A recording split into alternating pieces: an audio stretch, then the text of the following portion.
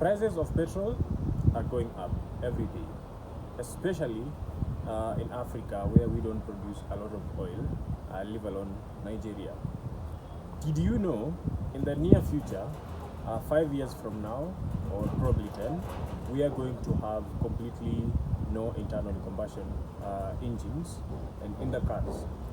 The motor industry of nowadays is looking at investing heavily on electric cars, but being pioneered at the moment with hybrid cars. So for instance, the largest automakers in the world, that is Toyota for Japan, VW Audi Group, look at Tesla and all others, are focusing solely on producing electric cars and making them for mass production. So today here, we have one interesting car for your review. This one here is a 2007 Toyota Harrier, specifically the hybrid model. So this car has a 3.5 petrol engine, V6 engine, mated to an electric motor, and together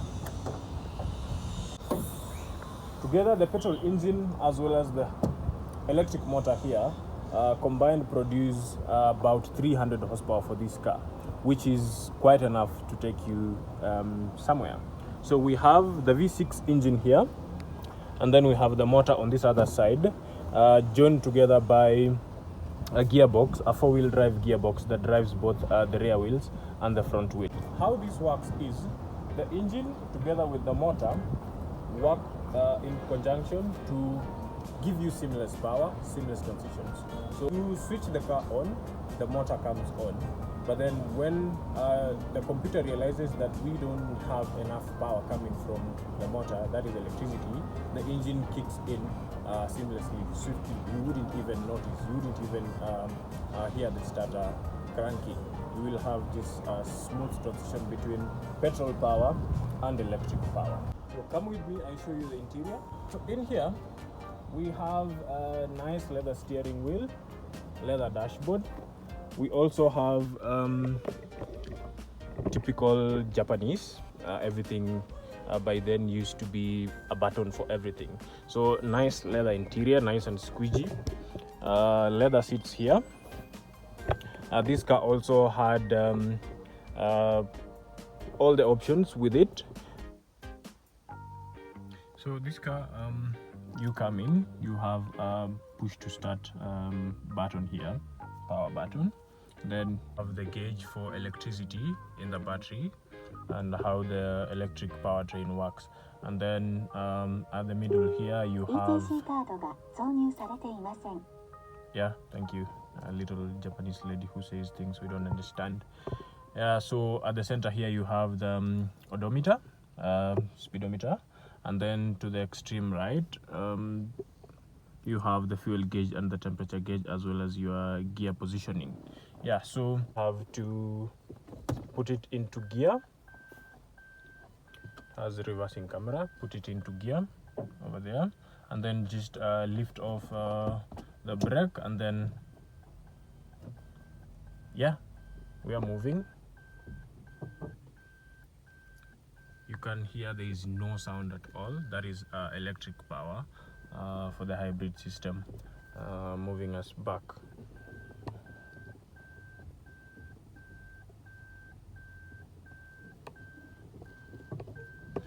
Yeah, we'll move forward, put it in drive. Here we go. Very quiet.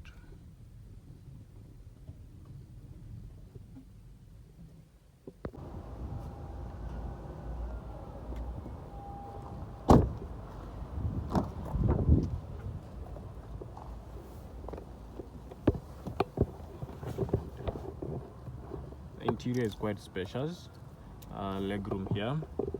Headroom is also quite good, although it has a slanting roof, but the headroom is good. So nice sort of bucket seats at the rear here. Armrest at the middle.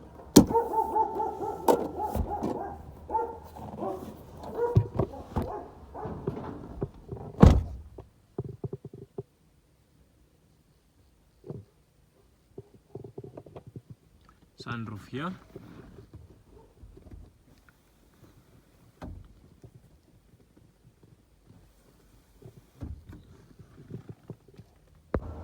car also has an electric tailgate. The batteries are located under this floor, nicely spread across the back, so that you have weight distribution evenly distributed at the back, lying over the rear axle.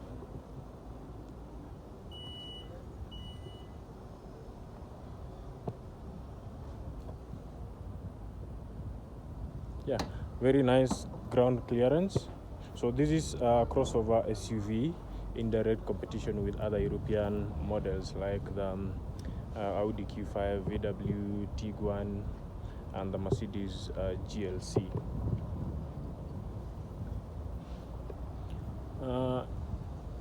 You just touch on the door handle to lock the car, as long as you have the key fob with you in your hands or in the pocket.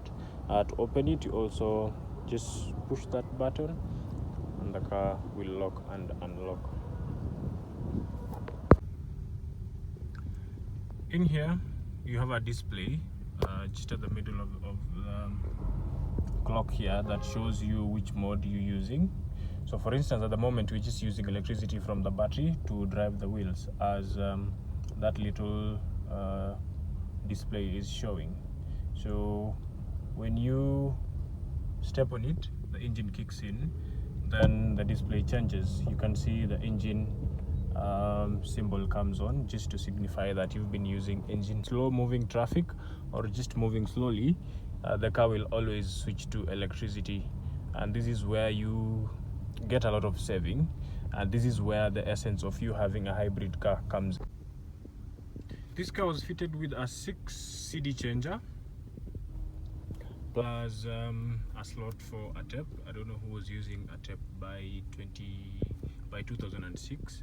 Yeah, but you have a 6 CD changer stereo with a display here that shows you information, things like how many miles are you doing, kilometers per liter, as well as operating your air conditioning, like so. You have this knob here for putting the stereo on and off. You have this one here for tuning, and then you have these nice vents for air conditioning. Yeah, so for this car will give you 28 miles, 46 kilometers per liter in town when you drive it carefully. The thing with these hybrid cars, they make you a conscious driver. Every time you step into one of it, you keep looking at your figures, what miles per gallon are you doing, and you just don't want to ruin that. So every time you're looking at how am I doing, which power am I using, is it electric, is it engine, which makes you always a careful driver in terms of economy.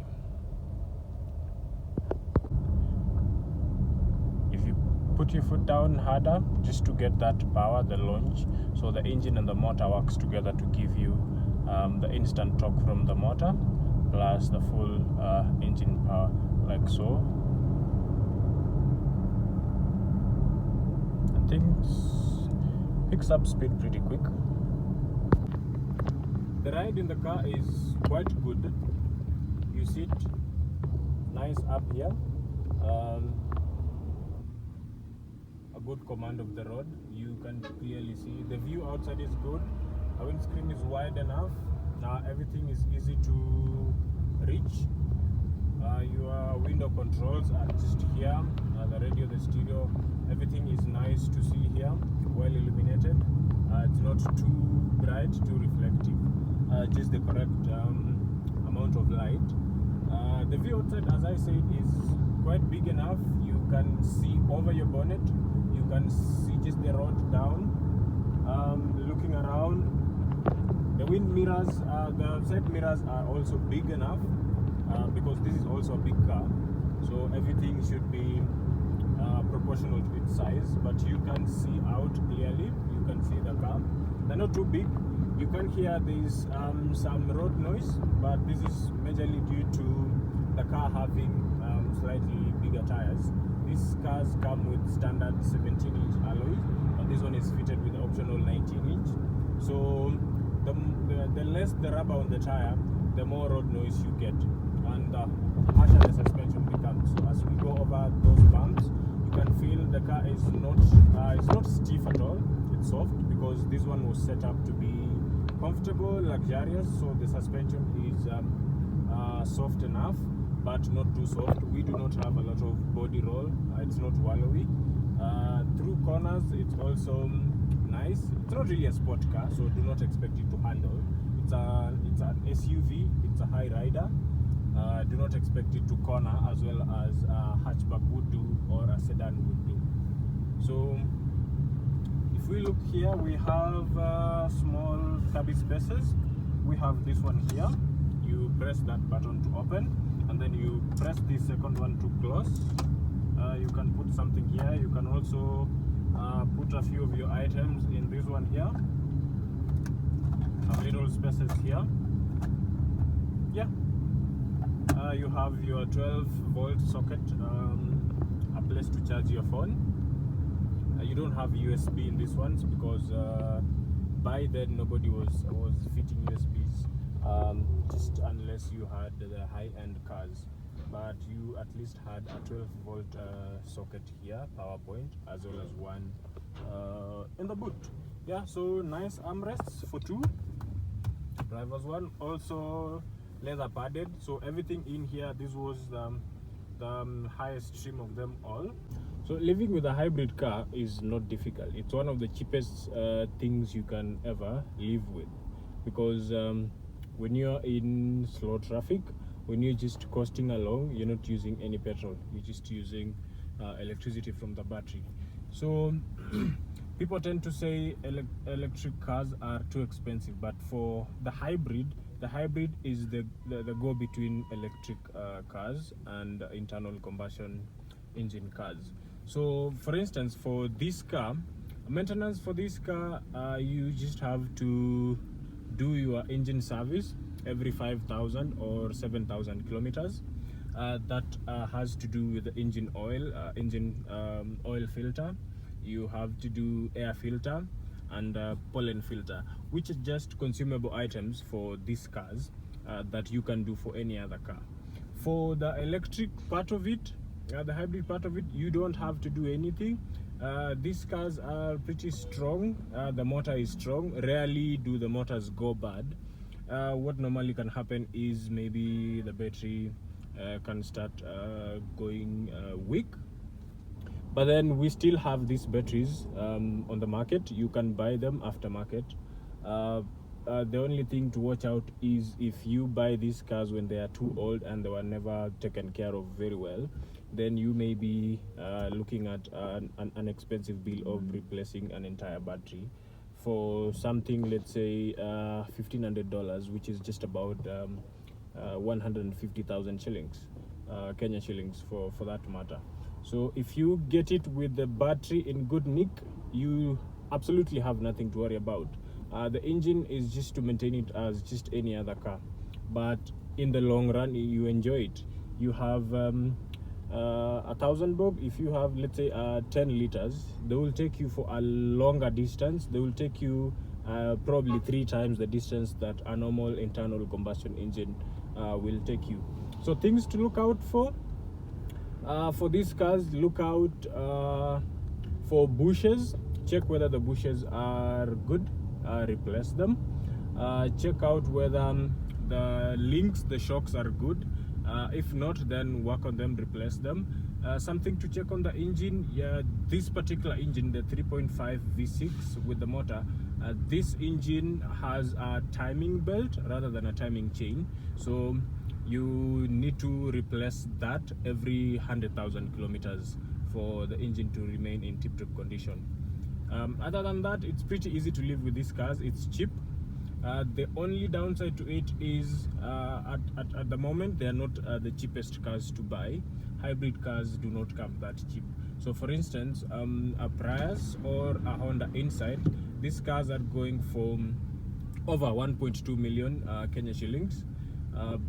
For these ones, the Harrier, This car comes at the one that have been used for quite some time locally. They start at about 1.5 million going upwards. So for those ones that are still in good nick, like this one has just done about just less than 90,000 kilometers, you'll still find it at around 2 million shillings or thereabout. So buying them is what will cost you a little bit, but running them, staying with them for your daily driving, this is the best decision you'll ever make in terms of buying a daily driver. So you spend a lot in acquiring the car, but then in the long run you spend less running with the car every day. If you're new here, please make sure to subscribe. Also hit the bell icon to get notified whenever we do a new video. Combined electricity plus engine power. This car has very good power, enough to overtake, enough for motorway runs. You will enjoy it.